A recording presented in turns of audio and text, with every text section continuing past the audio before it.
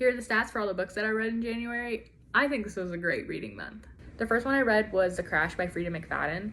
I gave it a 2-star rating. It wasn't my favorite, but honestly, it was probably my favorite Frieda McFadden book, which is not saying a lot because I gave it 2 stars. The second book I read was Belladonna by Adalyn Grace. I absolutely love this book. I will recommend it to anyone and everyone. I think it's absolutely fantastic.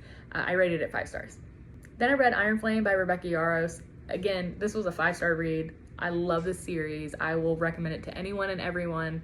I love this world so much. Of course it was 5 stars. Then I read Semi Well Adjusted Despite Literally Everything. It's Alyson Stoner's memoir. It was fantastic. I really, really enjoyed it. I ended up giving it 4 stars just because I wish she would have went into some things in a little bit more depth, but it's her memoir. She can do whatever she wants. I highly recommend it. It's really, really good. Then for my book club, we read Atmosphere by Taylor Jenkins Reid. I really enjoy her books. I haven't found one that I don't like. It was a little slow in the beginning just because I'm not really familiar with space and astronauts and all that, so it took a little getting used to, but I thought it was really good. I ended up rating it 4 stars.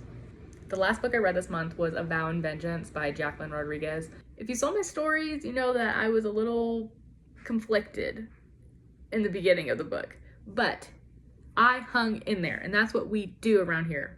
I don't DNF, and it's kind of a problem, but I'm so glad I didn't DNF because it was a 4-star book. So in the beginning, I was kind of afraid that it was going to hit all of these tropes and reference a bunch of really popular books, and it felt a little weird at first, and I was like, I don't think I'm going to like this. I'm so glad I stuck in there, okay? If you get past the first third, smooth sailing. It is gripping. I'm in love with FMC. I'm in love with the MMC. I love the magic system. I love the world building, the banter between the two. It truly was a great read. I had so much fun reading it.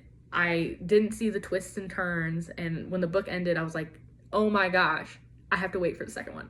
If I could have already pre-ordered the second one, it would have already been done. I really, really enjoyed it.